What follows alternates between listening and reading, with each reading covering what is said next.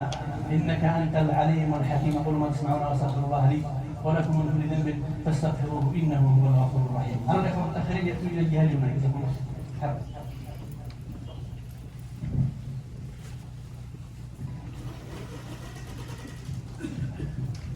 All praise be to Allah subhanahu wa ta'ala. We praise Him, we thank Him. Indeed, to whom we worship and we prostrate, and I bear witness that there is no God worthy of worship but Allah subhanahu wa ta'ala. We send our blessed and humane and salutation about His Prophet Muhammad sallallahu alaihi wasallam, the chosen one, the one who struggled and conveyed the message, his family, his companions, the one who revived the ummah from darkness into light. Pray Allah subhanahu wa ta'ala as He commands us. Today's topic is the birth of the noble Prophet Muhammad sallallahu alaihi wasallam. All previous people were upon the religion of our father Adam. Peace be upon him. Once their number increased in population, they were divided into different groups and sects and different opinions. And Allah subhanahu wa ta'ala sent His messengers to unite them and put them back on the true path. It started with the Prophet Nuh alayhi salam. It was completed by the messengers, and also the last messenger, that was the seal of the messenger, Muhammad sallallahu alaihi wasallam. The point of the Prophet Muhammad sallallahu alaihi wasallam was the birth of a complete ummah, a birth of a new dawn that came to humanity, where Allah bring the people out of darkness into light, also from the oppressions of religions into the justice of Islam, and from worshiping humans and idols into worshiping Allah subhanahu wa ta'ala alone without any associates. The birth of the Prophet Muhammad sallallahu alaihi wasallam was born from the lineage of Ismail, the son of Ibrahim alayhi salam.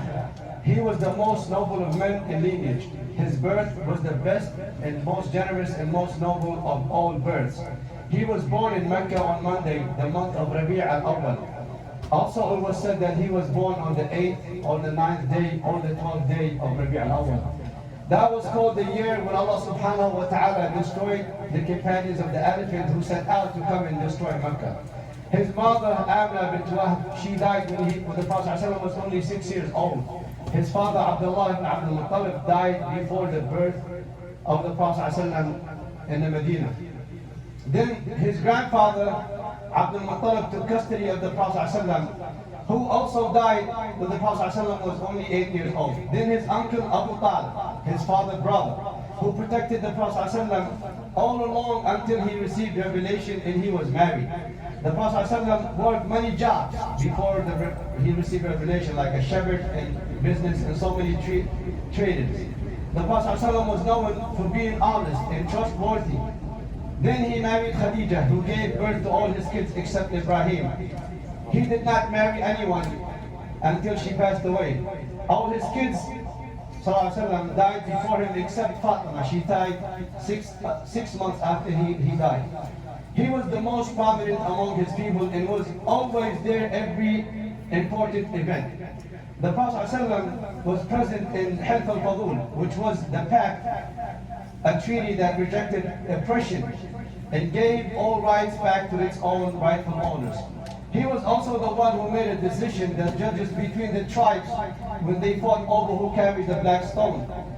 When he reached 4 years old, he received revelation and carried out the message from Allah subhanahu wa ta'ala. His struggle in conveying the message, he called the people to the truth, advised them and warned them, and abolished the crooked and deviant faith people had, and directed them into the straight path. How do we remember his birth?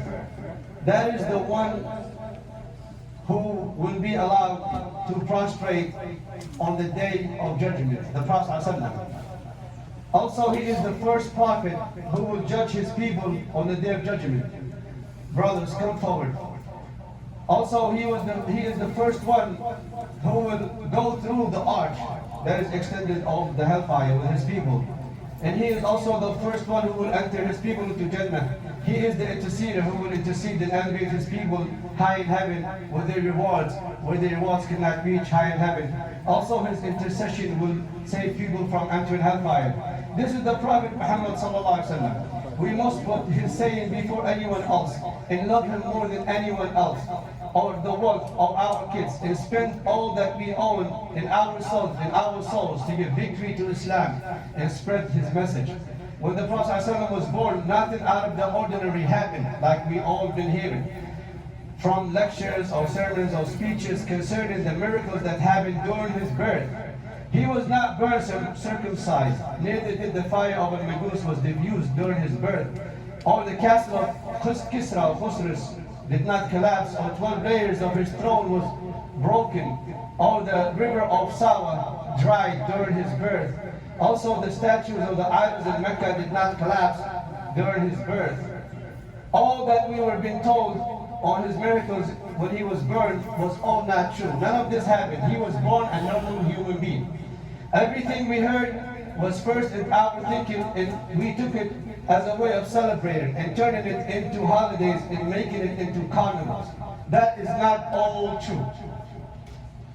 None of this have any proof of evidence supporting it. Most of the people that practiced during the birth of the Prophet ﷺ today, from the sayings or hadiths, are all fake or not true. But when the Muslims started to fade away from their consciousness and gaining the real status of the noble Prophet Muhammad ﷺ, the seal of the prophets, and the one who came with the everlasting miracle that calls you to use your mind and intellect, when the Muslims started losing interest in the continuous miracle until the last day, they got lost and confused and started to look for an alternative miracle, searching for it from different nations before us. Then they landed on falsehood belief in traditions of nations that was before us, who exaggerated with their prophets and went to the extreme and elevated them and making them, close to Allah. Here we realize that all the myths that was invented into traditions was lurking into the Muslims as we forget our noble prophet status or his content.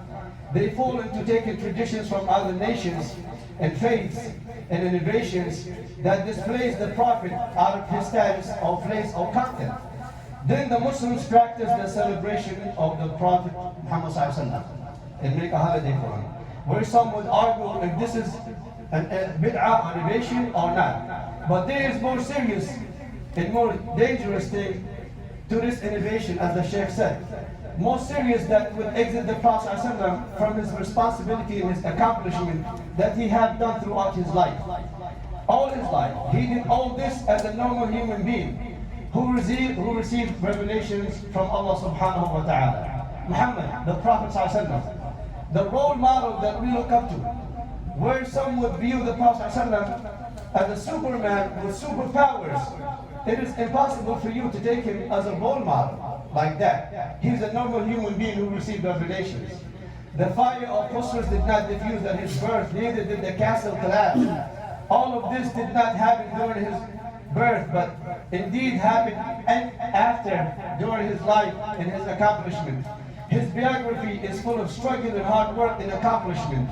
Yes, the fire of Khosrus did diffuse, and his castle collapsed, and the idols in Mecca collapsed. All of this happened after the accomplishments in the life of the Prophet ﷺ. His life biography that we must learn implemented in our life, not making a day of partying during his birthday on one day, where there is a lot of illegal things happen, like music and so on. His life biography that is telling us to get out of the myths and fairy tales that make you think with your intellect and mind.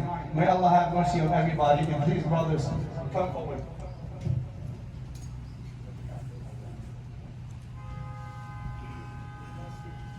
الحمد لله والصلاة والسلام على رسول الله. أخيرا يا إخوة، لا نحول ديننا إلى أساطير وإلى رقميات وإلى شخصيات أسطورية. النبي صلى الله عليه وسلم وهو الأعظم على الإطلاق بشر مثلنا، قل إنما أنا بشر مثلكم، فقط الفارق يوحى إليه أنما إلهكم إله واحد. فلذلك يا إخوة لا يوجد دين الإسلام الأساطير والخيالات.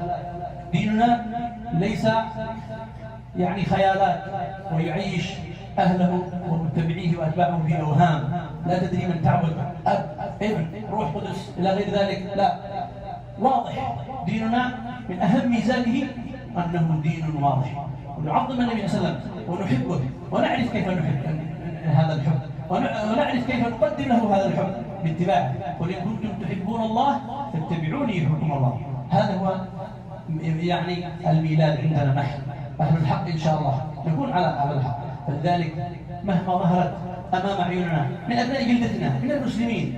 يعني الأشياء والأحداث التي تحدث والتاريخ هذا الذي حدث لنا والموروث الذي ورثناه أن ننقيه ونفهم كل شيء. اليوم يا إخوة نحن في عالم التكنولوجيا، الأمر يعني الواحد يعرف كل شيء، فعيب أن لا يعرف عن دينه ولا يدري ما هو من أين يأخذ دينه وما هو هذا الدين الذي يتلقاه وكيف يربي أبنائه أو كيف سينقل هذه الرسالة التي تلقاها وينقيها ثم كيف سيكون الجيل القادم.